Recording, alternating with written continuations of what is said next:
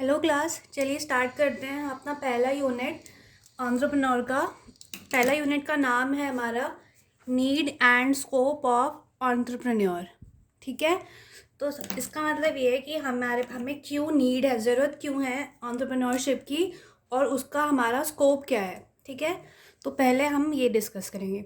सबसे पहले हम ये जानते हैं कि एंटरप्रेन्योर का मतलब क्या होता है। Who is entrepreneur? तो पहला देखो, an individual who rather working as an employ runs a small business and assumes all risk and reward of business idea, good और सर्विस।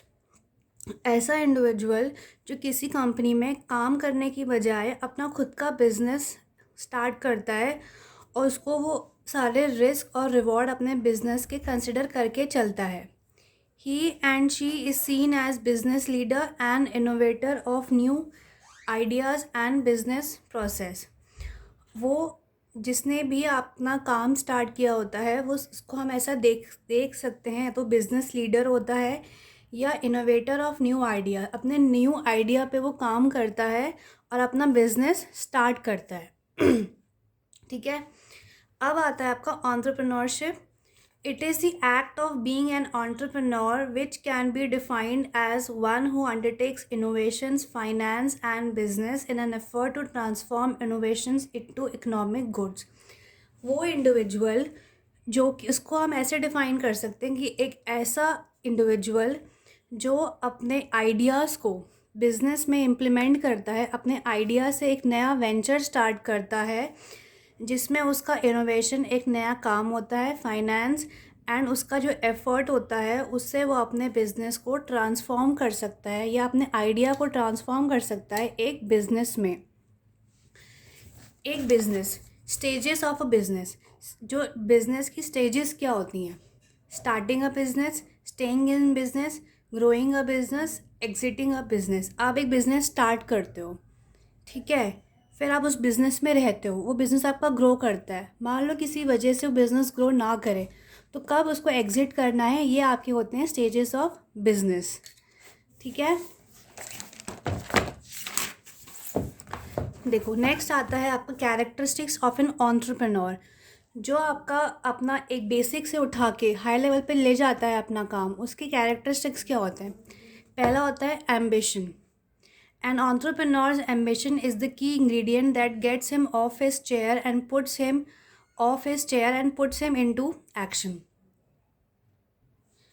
एम्बिशन का मतलब होता है कि एक एंटरप्रेन्योर के पास उसके पास एक नज़रिया है, एक विजन है कि वो जिससे वो अपने आइडियाज़ को अपने एक्शन में चेंज कर लेता है।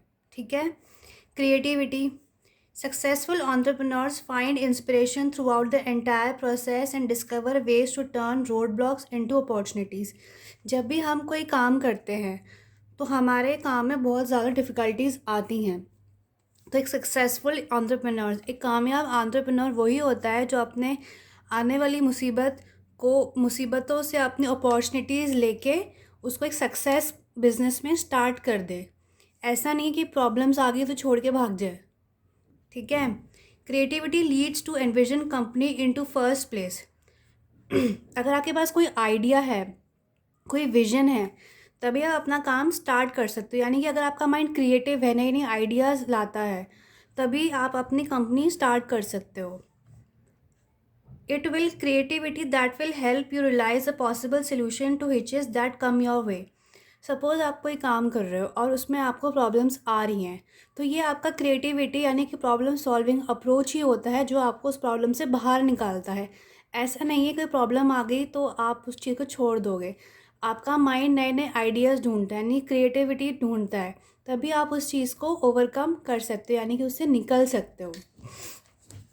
तीसरा होता है आपका decision making. The decision that entrepreneurs make will determine the fate of the company, and it is only through decision making that things will actually happen। कभी कभी हमें एक क्रिटिकल सिचुएशन आ जाती है जब हमें डिसीजन लेना पड़ता है, तो ये आपका जो डिसीजन ही है, आपकी जो चॉइसेस ही है, वो ही डिटरमाइन करता है कि उससे आपकी कंपनी का भविष्य क्या हो सकता है। It is only through decision making that help will actually happen. आपका डिसीजन ही बताएगा कि आगे चीज़ें कैसे चलेंगी। An entrepreneur with poor decision making skills will have his company caught in state of inactivity. अगर आपका डिसीजन अच्छा रहा तो आप उस चीज़ से निकल जाओगे, लेकिन अगर आपने डिसीजन गलत ले लिया तो आपकी कंपनी का भविष्य उससे ख़राब हो सकता है. इसीलिए एक अच्छे एंटरप्रेन्योर में डिसीजन मेकिंग स्किल्स काफ़ी अच्छी होनी चाहिए. नेक्स्ट है आपका financially prepared. The right personal financial profile is required to make a leap. It requires to have a personal financial runway of at least 18 to 24 months. आपको जब कोई बिज़नेस आप स्टार्ट करते हो तो आपको फाइनेंशियली साउंड होना पड़ता है, क्योंकि आप स्टार्टिंग में खुद ही उसमें इन्वेस्ट करते हो. कम से कम आपके पास 18 से 24 महीने की इन्वेस्टमेंट होनी चाहिए कि आप बिना प्रॉफिट के भी अपना काम चला सको. Able to sell. A founder और CEO is able to sell. He and she sells your vision to prospective partner and funding sources. आपका जो भी आप काम स्टार्ट करते हो उसमें आपको अपना सामान बेचना आना चाहिए. कभी आप अपने आइडियाज़ बेचते हो अपने पार्टनर्स को या फिर अपनी फंडिंग सोर्सेस को, ताकि अगर उनको आपका आइडिया अच्छा लगता है तो वो आपको पैसे से फाइनेंस करते हैं. They will be selling possible recruits on why they should quit their day jobs and join the startup. आप अपने बताते हो कि आपके जो बिज़नेस में क्या क्या प्रॉफिट्स हैं, क्या क्या उसमें फ़ायदे हैं, जिससे लोग अपनी जॉब छोड़ के आपका स्टार्टअप ज्वाइन कर सकें. तो यानी कि आप अपना आइडिया बेच रहे हो लोगों को. They will be selling the products and services.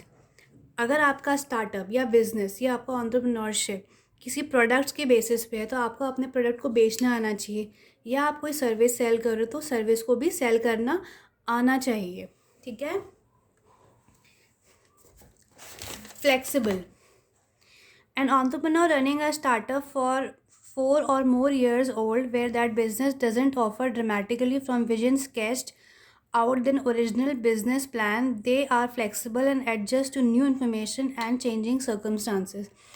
अगर आपके बिज़नेस को सपोज़ बहुत ज़्यादा टाइम हो गया है लेकिन फिर भी आपका जो बिज़नेस है ग्रो नहीं कर रहा है, ठीक है, जैसा आपने सोचा था वैसा नहीं हो पा रहा है, तो इसमें आपको फ्लेक्सिबल होके नई चीज़ों को अडेप्ट कर लेना चाहिए. या फिर अगर आपने जो सोचा है उससे बात नहीं बन रही तो कोई नया आइडिया लेके अपने बिज़नेस को फ्लेक्सिबली चेंज कर लेना चाहिए, या कि परिस्थितियों के अकॉर्डिंग आपको ढल जाना चाहिए. ठीक है.